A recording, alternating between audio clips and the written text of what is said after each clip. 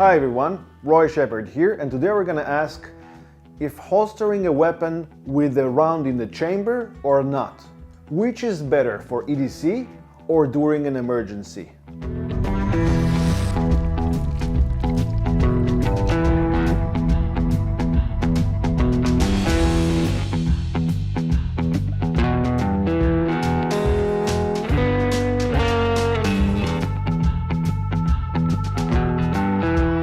The Israeli holstering protocol states that you holster your pistol with the magazine in, but without cocking a round into the chamber.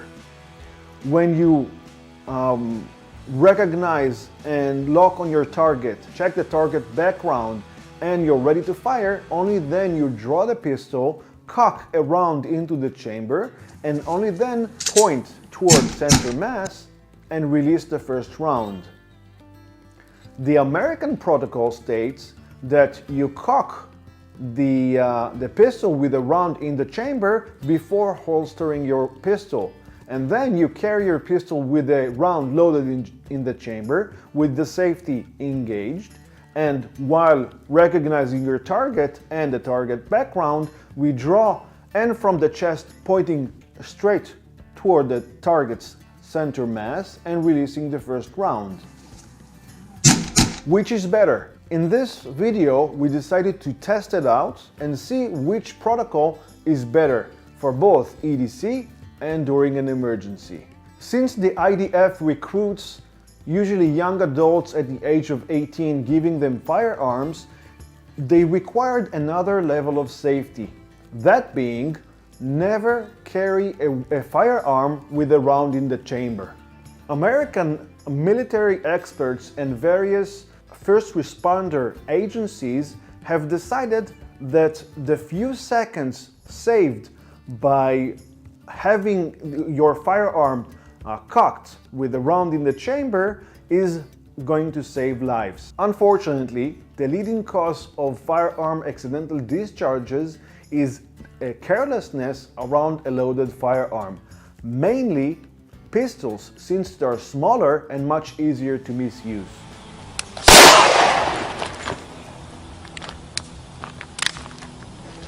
I just f***ing shot myself! This leads to hundreds or even thousands of accidental discharge-related injuries every year in the US. We decided to check these protocols in the firing range to see in reality which one is better. What we did is we took the Walther P99 9mm pistol, which is a very common pistol, without a safety but with the long trigger pull for the first round fired as a safety measure. We tested the Israeli method first and then the American method. We tested it several times to be accurate on our results. We used a stopwatch to count exactly how much time it would take from the start of the draw, from when we started pulling the pistol for the draw until the first round fired. That is the difference between the two protocols. First, we did the Israeli protocol.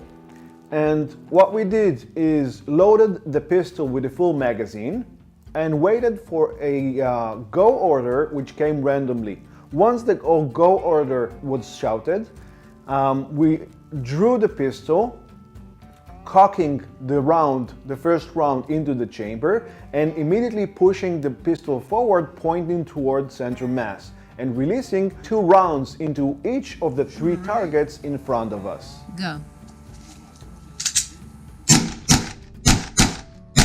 The result was 1.42 seconds from the draw until the first round fired. Then we tested the American protocol. We had a round in the chamber, then we waited for a randomly given go order. Once we got the go order, we drew the pistol to the chest, and from the chest we pushed it forward, pointing toward the target's center mass, releasing 2 rounds into each of the 3 targets in front of us. Go. The result was from the start of the draw until first round fired was 1.02 seconds. To sum up, and in conclusion, even though the American protocol saves a little time, the Israeli protocol is much safer. Since the round is not in the chamber, it saves about 99.999% of all firearm accidental discharges. In my opinion, those 0.4 seconds is such a small difference that safety trumps speed, especially if we carry the pistol around in normal EDC situations. And that 0.40 seconds can be shaved with practice of drawing the pistol and, of course, with situational awareness. If we're noticing and aware of our surroundings, we can save a lot more than 0.4 seconds. Which protocol do you use and why? We'd love to hear from you. So leave us a comment. I read each and every one of your messages. If you find this video useful and you liked it, please like, subscribe, and share this video and help us spread the word. Coming up, the leading cause of death in most traumatic injuries is bleeding out. And the CAT, the Combat Application Tourniquet, has saved countless lives in the deployment of soldiers in both Iraq and Afghanistan.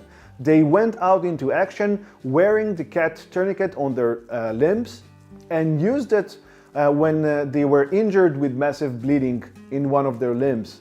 In the next video, we're going to learn exactly how to use the CAT tourniquet and learn more tips how to be more efficient and how to treat massive bleeding in the field. I can't wait to share all of this with you. So until then, stay safe.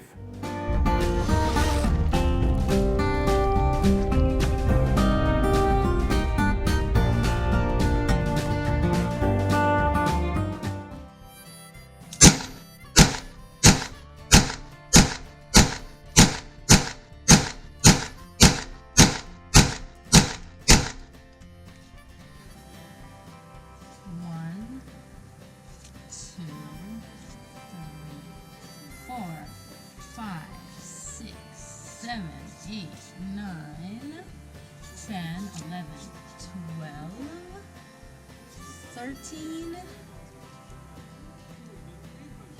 That's it. Ooh, all right. 14, right?